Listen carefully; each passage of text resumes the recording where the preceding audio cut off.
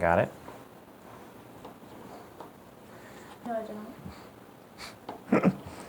Yeah. Remember, the reason why you put small, because they're very strong. They're very potent. So I it'll. have things all over me. This is like really irritating. Well.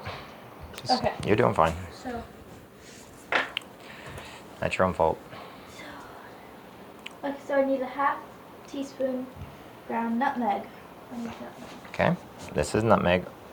Problem is you're gonna have to open this one up. Got it? Got it. Okay. Careful. Thin it out. Spin. Okay.